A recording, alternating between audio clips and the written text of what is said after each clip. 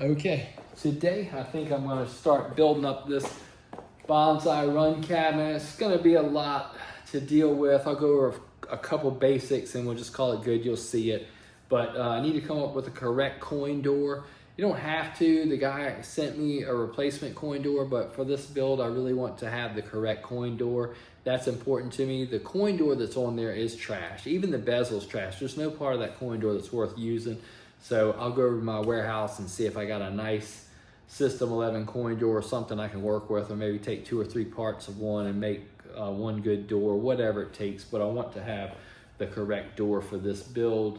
I did get the side rails. They're polished. They look like chrome, but they're technically polished stainless steel. And that's done that way because they make Banzai Run rails, but they only make them in stainless. So stainless doesn't plate as well. They polish it if that's the only option. So they look like chrome, but they're not. And I got some T-molding for it. I got a lot of different varieties to try, but I think out of the varieties I got, I've already settled on the one that I'm gonna put on there. The T-molding is tedious to place on Banzai Run because there's so many curves and radiuses on the head, and it's not as simple as just bending it. You gotta cut it too. You gotta cut notches every time it bends so it lays down nice. So I'll have to deal with that. And on top of that, with this being a brand new cabinet and me having heavily painted and cleared everything on purpose to really glue all those wood fibers together, it's gonna be a tight fit. And so I'll have to fight through that probably. Placing the head on the lower is something else I'm not particularly looking forward to. There's just no good way to do it. It was easy when it was just bare wood. I could do no wrong, but now everything's painted and polished and, you know, it's fragile. So I'll have to be really careful with that. I need to recondition a whole lot of parts, deal with some wiring hacks. I got the remaining boards, so when I opened this thing up, I saw it had 3 red boards. That tells me it has dumbass boards in it. It's my buddy Victor. I don't know why he calls himself dumbass. But anyway, I reached out to him and he had the other 2 boards. One of them is a board that will work in Banzai Run, but I need to adapt the wiring harness to it, and that's the power supply. So I'll do that. I just gotta change the connector on the secondary from the transformer. And then we'll have a nice complete set of red boards back there. And it's not just that they're red. I mean, he makes better boards than anybody else, in my opinion. So it's an upgrade all the way around, but it's also important to me cosmetically that they match up. And I think that's pretty much the majority of it, just dealing with all the rusty and beaten parts. I'm gonna build up a new power box for it. And I do want to place some interior art on there. I'm not usually I'm kind of a little bit of a purist, but once things go down a certain road, I don't mind running with that. I can do that. And this is kind of going down that road with the chrome and the shinier or the glossier cabinet and some of the other things that are going on. I don't really see a whole lot of point in going with a purist mentality with this build. I've stained the floor, I've put an art piece in the floor, we got all new boards, the brand new cabinet, we got the chrome trim, you know, and I could go on and on. There's no point in trying to be a purist at this stage, so I'm just gonna lean into maybe a little bit more of an over-the-top build for this. And so I'll put some interior art in there. They don't make any for Banzai Run, but I got something I think is gonna work. And probably put some light up flipper buttons and who knows what else, but there we go. Let's start putting it together.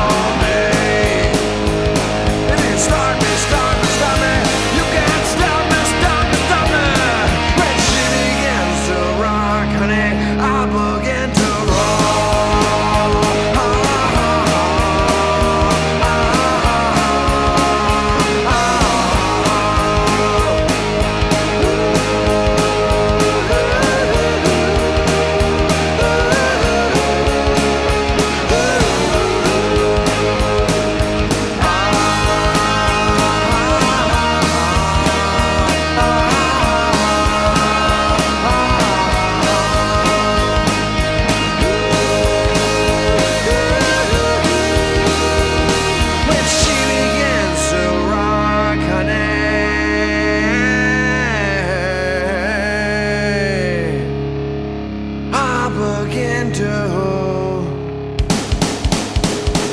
run.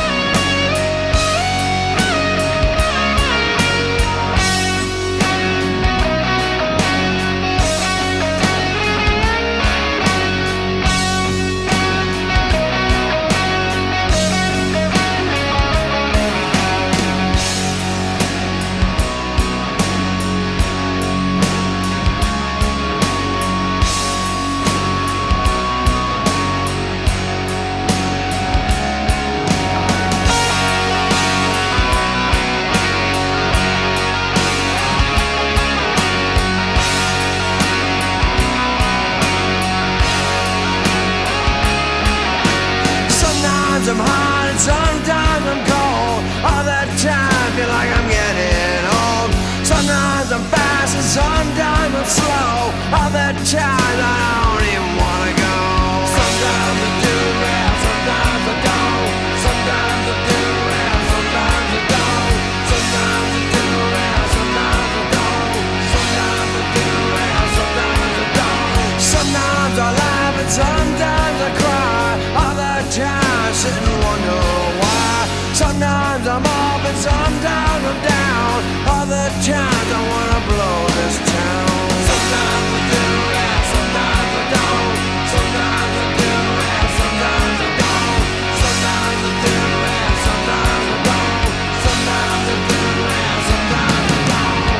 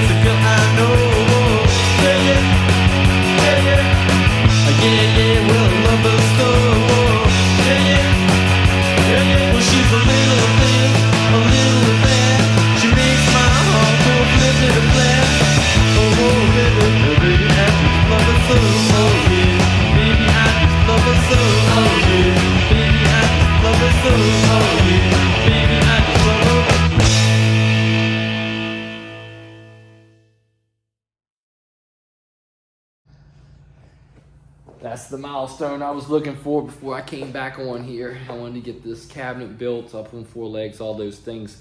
I had a lot to sort out. I think I must have made 3 trips to my warehouse just trying to come up with a good coin door, or at least the parts to make a good coin door. And a lot of the little intangible parts were just so rusty on here, I just had to get others, like things like the prop rod, stuff like that. I mean, generally speaking, I can regrain things, I can polish things, I can do a lot of things with it, but sometimes things are just so pitted and rusty and junky, it's like, yeah, I just have to start over, get something at least better than what I have coming out of the game. So I did that.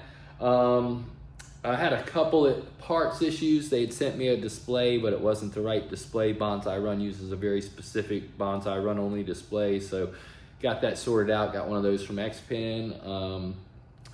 Got an all matching set of boards. I put the LED OCD in there. They say you can or can't, I can't remember, but I know I've put it in a Banzai Run before. You just have to be real careful about where you put it, like how it tucks away. I tucked this one under that big capacitor on that metal panel, and that seems like a good spot for it, because anything that would hit that LED OCD board would also be hitting that capacitor, so it's most likely that that's going to clear no problem. If I run into a situation where it doesn't, I'll find somewhere else to put it. I had to upgrade a lot of the cable clamps to larger and then put a lot of sleeving on things. It's amazing to me when I was building this how close they run all this high voltage and all this other wiring right next to like this big metal catch bracket that locks the marquee display and the upper playfield, and it's right in front of the knocker too. So like they have this bundle of wire just running basically in harm's way everywhere. It's either going to get cut or smashed. So I put some sleeving on there, zip tied that, routed everything nice and tight and neatly around there. So feel confident that everything I got's going to be pretty trouble-free, won't short easily, won't get nicked. I'm always looking for that. Put the inside art in there. That was the other thing. It might look a little strange now. I don't know. It looks good to me. I kind of get it, but I'll have to see what it looks like with the playfield in it. It might be great. It might be a bust. You never know, but you don't know it unless you give it a shot. What I like about that particular inside art that I put on there is it's got a nice sun, basically like a sunburst behind it. It's got those very same trees. I mean, it's the exact style trees that they use for the plastics.